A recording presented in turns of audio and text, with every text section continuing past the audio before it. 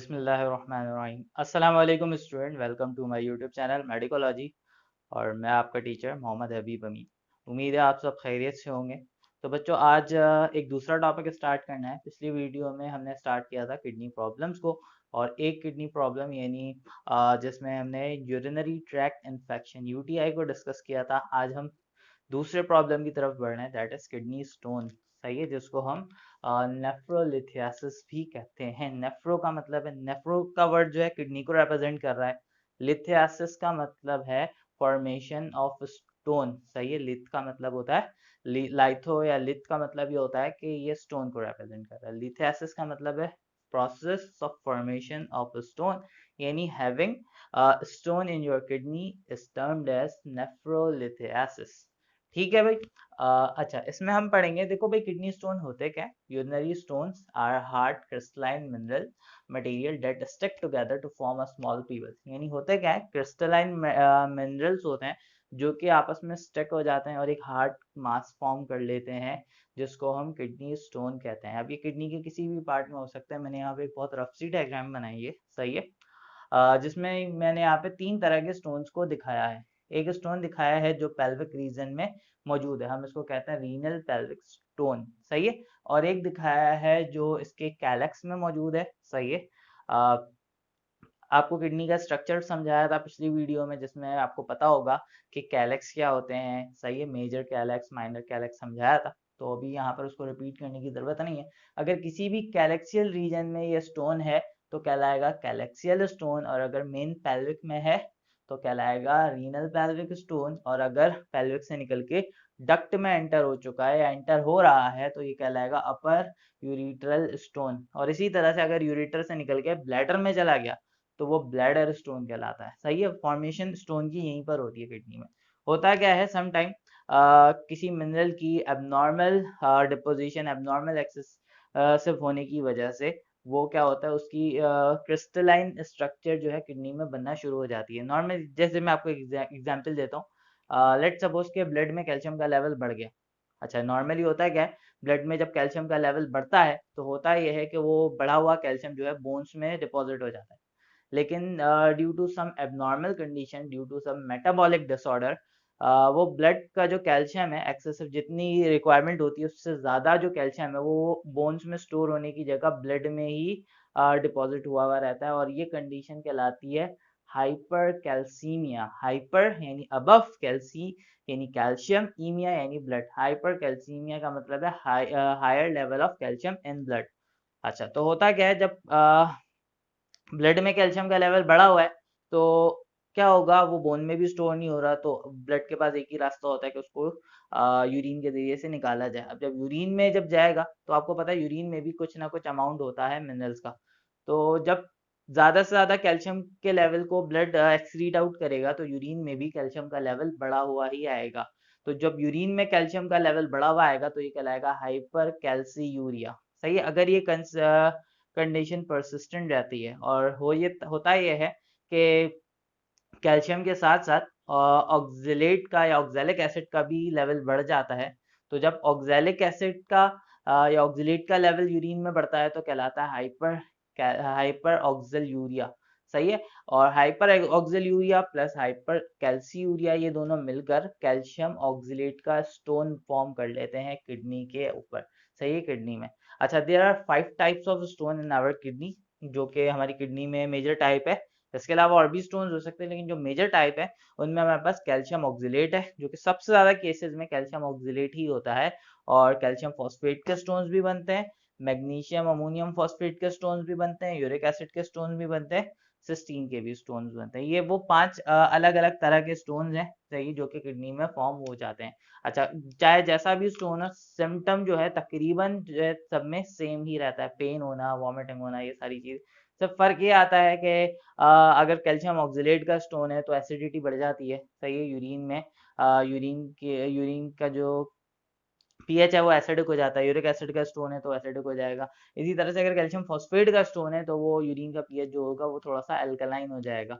तो ये हमारे पास यही एक मेजरमेंट होती है कि जब हम यूरिन का पीएच मालूम करते हैं तो अगर एसिडिक है तो हम समझते हैं कि कैल्शियम ऑक्सलेट का स्टोन हो सकता है, और लेकिन यूरिक एसिड जब होता है तो यूरिक एसिड उसकी एसिडिटी को और बढ़ा देता है। तो अगर परसिस्टेंटली अगर यूरिन जो है वो एसिडिक है तो हम समझ जाते हैं कि ये ना सिर्फ कैल्शियम ऑक्सलेट बल्कि यहाँ पे यूरिक एसिड भी शामिल हो सकता है, या सिर्फ ये स्टोन यूरिक एसिड का है।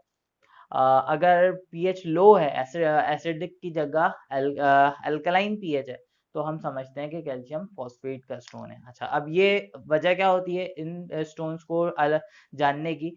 हम डिफरेंट मेडिकेशन यूज करते हैं, उन स्टोन को डिसॉल्व करने की कोशिश करते हैं। लेट सपोज कि अगर ऑक्सलेट का स्टोन है तो सिट्रस फ्रूट्स को ज़्यादा प्रेफर किया जाता है, सिट्रस फ्रूट को ज़्यादा प्रेफर किया जाता है ताकि वो उसकी एसिडिटी कम से कम हो और स्टोन जो है वो डिसॉल्व हो सके। सही है, डिफरेंट सप्लीमेंट्स इस तरह के दिए जाते हैं।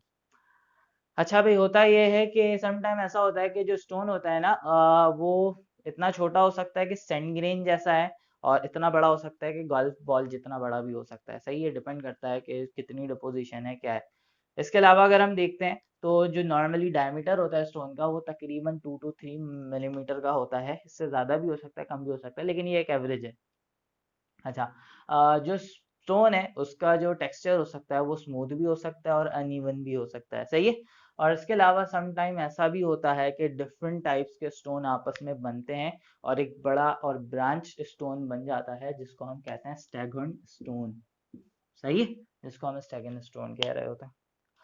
अच्छा जी, ये तो हमने कुछ बात की इन स्टोन्स के बारे में, ये क्या होता है, और जैसे मैंने आपको बताया कि जो कंडीशन है जिसमें किडनी में स्टोन फॉर्म हो जाता है ये कहलाता है नेफ्रोलिथियासिस। अच्छा, जैसे कि मैंने आपको बताया कि हाइपर कैल्सीयूरिया यानी कैल्शियम का लेवल बढ़ जाने की वजह से, और हाइपर ऑक्सलूरिया, ऑक्सलेट का लेवल बढ़ जाता है। जब इन दोनों का लेवल यूरिन में बढ़ता है तो कैल्शियम और ऑक्सलेट मिलकर स्टोन फॉर्म कर लेते हैं। अच्छा, सब में ऐसा नहीं होता। जो है कि कैल्शियम ऑक्सलेट का स्टोन किडनी में फॉर्म हो जाता है, और तकरीबन 70% केसेस में कैल्शियम ऑक्सलेट ही होता है। सही है। इसके अलावा 10% जो है हमारे पास यूरिक एसिड के स्टोन्स होते हैं, और 15% जो है तकरीबन वो है कैल्शियम फॉस्फेट के स्टोन होते हैं, और जो रिमेनिंग 5% है वो सिस्टीन वगैरह के स्टोन होते हैं, मैग्नीशियम अमोनियम फॉस्फेट के होते हैं। तो ये मेजॉरिटी है इन स्टोन्स की। जो सबसे ज़्यादा केसेस हैं वो किसके होते हैं? कैल्शियम ऑक्सलेट के होते हैं। अच्छा भाई, ये तो हमने कुछ स्टोन से रिलेटेड स्टोन की बात कर ली। अब होता क्या है, ज़्यादातर जो है, क्योंकि आपको पता है कैल्शियम ऑक्सलेट इन सारी चीज़ों का स्टोन बन रहा होता है, तो ग्रीन लिवी वेजिटेबल या फिर ऐसा फूड जिनमें ऑक्सलेट की कंसंट्रेशन ज़्यादा हो, जैसे स्पिनच है और टोमेटो है, इन सबको खाने से जो है चांसेस जो है ज़्यादा होते हैं। इसके अलावा एजिंग फैक्टर भी है, जैसे मैंने आपको बताया जैसे जैसे एज बढ़ती जाती है बंदे की, किडनी प्रॉब्लम की चांसेस भी उसके अंदर ज़्यादा से ज़्यादा बढ़ते जाते हैं। सही है। तो ये कुछ है हमारे पास कंडीशन है, ये कुछ हमारे पास सिचुएशन है जिसकी वजह से किडनी स्टोन हो सकता है, नेफ्रोलिथियासिस की कंडीशन हो सकती है। अच्छा, एक और बात मैं बता दूं, अगर हम इसकी एपिडेमियोलॉजी देखें तो ये अगर मर्द और औरत की बात की जाए तो 50% जो है मर्दों में किडनी स्टोन के चांसेस ज़्यादा होते हैं। और तो जैसे लास्ट टाइम डिस्कस किया था कि यूटीआई जो है वो फीमेल्स में ज़्यादा होता है, मर्दों में कम होता है यूरिथ्रल साइज की वजह से। यहाँ पर जो है, यहाँ पर बेसिकली ये चीज़ें जो है ना मर्दों में जो है ज़्यादा काउंट की गई। अब इसके बहुत सारे रीज़न हैं जो कि अभी बताने में वीडियो की लेंथ और ज़्यादा लंबी हो जाएगी। अभी सिर्फ आपने जितनी बातें बताई हैं उतना याद रखना है। चलो हम आगे बढ़ते हैं। अब इसकी टेक्निक क्या होता है, इसको ट्रीट किया कैसे किया जाता है? देखो भाई, ट्रीट ऐसे किया जाता है डिफरेंट डाइट प्लान को चेंज करके। जैसे भाई अगर एसिडिक स्टोन है तो क्या किया जाएगा, सिंपली उसको सिट्रस फ्रूट्स को, इन चीज़ों की तादाद ज़्यादा बढ़ा दी जाएगी। कोशिश ये किया जाएगा कि उसको न्यूट्रलाइज किया जाए। तो खैर ये इस तरह की कुछ रेमेडीज होती हैं। इसके अलावा, इन सारी चीज़ों के अलावा, अगर जो परमानेंट सॉल्यूशन होता है वो सर्जरी सर्जरी पहले की जाती थी, ओपन सर्जरी की जाती थी, लेकिन अब जो है ओपन सर्जरी नहीं होती किडनी स्टोन की ट्रीटमेंट में। बल्कि होता है ये, हाँ, ब्लैडर का अगर स्टोन है तो उसकी ओपन सर्जरी की जाती है, ओपन करके और ब्लड स्टोन को निकाला जाता है, ब्रेक किया जाता है। लेकिन किडनी के स्टोन में ज़्यादातर ओपन सर्जरी अब जो है ख़त्म हो चुकी है। There are two types of technique जिसको हम कलेक्टिवली कह रहे होते हैं लिथोट्रिप्सी। लिथोट्रिप्सी का मतलब, लिथो का मतलब है स्टोन, ट्रिप्सी का मतलब है फ्रेगमेंटेशन या तोड़ देना किसी चीज को, किसी चीज के टुकड़े कर देना ट्रिप्सी कहलाता है। लिथोट्रिप्सी यानी स्टोन्स को ब्रेक कर देना। किसके जरिए से? साउंड वेव्स के जरिए से। सही है, साउंड वेव्स के जरिए से उनको उनके टुकड़े टुकड़े कर देना। अच्छा, किस तरीके? There are two types of method, ESWL and PCNL। ESWN का मतलब है extracorporeal shock wave lithotripsy. अच्छा, पहला जो डिफरेंस है यहाँ पे वो क्या है? PCNL का मतलब है परक्यूटेनस नेफ्रोलाइथोट्रिप्सी और ESWL का मतलब है एक्स्ट्रा कॉर्पोरियल शॉक वेव। नाम से ही पता लग रहा है कि यहाँ पे जो साउंड वेव यूज होगा वो शॉक वेव है। अब आपने फिजिक्स में पढ़ा होगा कि शॉक वेव्स क्या होते हैं। सही है, मैं यहाँ पर फर्दर डिफाइन नहीं कर रहा। ये हाई फ्रीक्वेंसी वेव्स होते हैं। होता ही है कि ये शॉक वेव के जरिए से ESWL को ट्रीट किया जाता है। ESW में एल में जो है शॉक वेव्स को यूज किया जाता है, और PCNL में अल्ट्रासोनिक वेव यूज किया जाता है। सही है, अल्ट्रासोनिक वेव यूज किया जाता है PCNL में, और शॉक वेव यूज किया जाता है ESWL में। ये देखो, ये है तो दोनों ही साउंड वेव, लेकिन सिर्फ फ्रीक्वेंसी वेवलेंथ इस तरह का इसमें डिफरेंस होता है। जैसे आप लाइट वेव में पढ़ते हो कि भाई अल्ट्रा वायलेट रेज हैं, इंफ्रारेड रेज हैं, इसी तरह से यहाँ पर भी है। अच्छा भाई, आगे हम बात करते हैं ESWL की। ESWL में क्या किया जाता है? ESWL जो है ऐसी टेक्निक है जो कि विदाउट इंसर्शन, विदाउट डाइसेक्शन जो है किडनी के स्टोन को ब्रेक कर दिया जाता है, तोड़ दिया जाता है। किस तरीके से?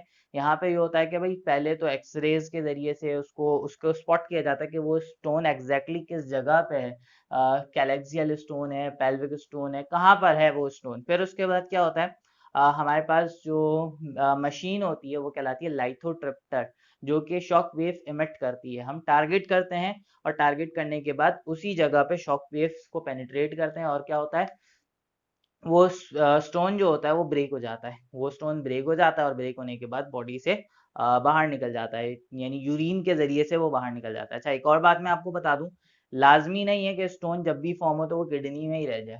सही है, ऐसा भी होता है कि सम टाइम मेटाबॉलिक डिसऑर्डर की वजह से स्टोन फॉर्म होता है और वो यूरिन के जरिए से बाहर निकल जाता है। सम टाइम पेन होता है, और सम टाइम विदाउट पेन भी बाहर निकल जाता है, हमें पता भी नहीं लगता।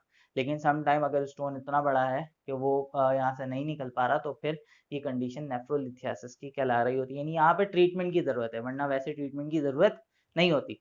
सही है। अच्छा, ESWL कब हम यूज करेंगे? जब स्टोन इतना छोटा हो, इतना छोटा हो कि अगर हम उसको तोड़ दें तो वो सीधा सीधा बाहर निकल जाए, कहीं पर ब्लॉक ना कर जाए। जैसे कि भाई एक बड़ी चीज है, उसको जब हमने तोड़ा तो उसके जो फ्रेगमेंट्स बनेंगे वो भी इतने बड़े होंगे कि अगर वो, लेट सपोज कि ये स्टोन बड़ा है, अगर हम इसको तोड़ देंगे तो जब ये टूट जाएगा, और टूटने के बाद जब ये पास होगा तो यूरिनरी ट्रैक को ब्लॉक कर सकता है, क्योंकि वो बड़ा फ्रेगमेंट था। सही है, तो अगर बड़े बड़े फ्रेगमेंट्स बन जाए तो वो बड़े बड़े फ्रेगमेंट जो है क्या कर सकते हैं, ट्रैक को ब्लॉक कर सकते हैं। तो ESWL जब भी यूज करेंगे जब स्टोन का साइज जो है इतना बड़ा नहीं होगा। ये डिफरेंट मेथड है जिसके जरिए से स्टोन के साइज को डिटरमिन किया जाता है, अंदाजा लगाया जाता है।